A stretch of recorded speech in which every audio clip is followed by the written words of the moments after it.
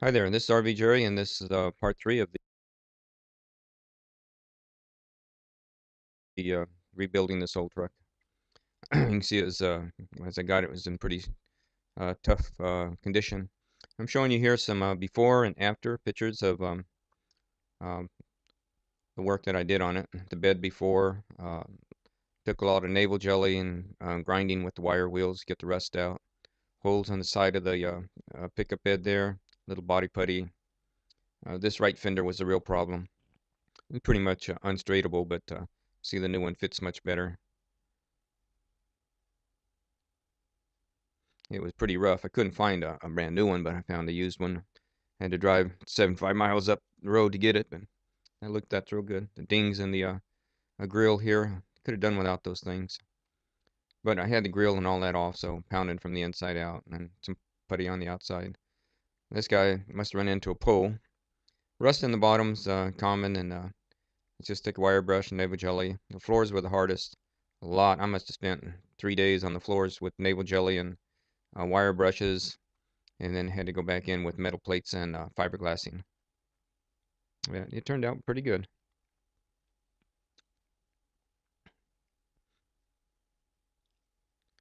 A lot of holes, drilled holes everywhere. It was on the door. This truck on the inside has about 3 coats of paint on it. On the outside, it has like 6 coats of paint. See, I got the dash. I got this big hole welded up and then body puttied over it. It's ready to paint. I don't know what I'll do with it. Things like this, bang from the inside and body putty on the outside. Coming up is the engine before and after. Big difference. This took several hours of steam cleaning and a little bit of paint and go back on. This is the truck around the body as I finished. I got it all ready to paint body putty, and you see that red putty. That's a spot glaze that we used on these for years, and I would run them up there to Mako and tell them to give me that $300, $400, $500 job, and they would paint it. I took it up there this time, and they informed me they couldn't paint over that spot putty. So I said, "Well, primer it." And they said, "Well, we can't primer over it either." So I said, "Well, I guess we're done here then." So I drove it home. It's all over the truck, so I'm not gonna take it off.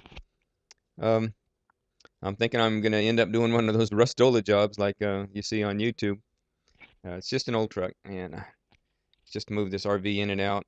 Right now we got an idea to make it like a Tokyo Mater. Me and the grandkids got together and we did Lightning McQueen out of our '73 Comet. So we're thinking about doing this up in baby blue and putting a racing fin in the back bed there and do a Tokyo Mater.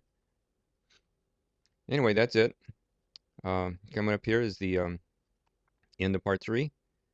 I hope you enjoyed this, and the next videos I will get into more detail of how I did this work.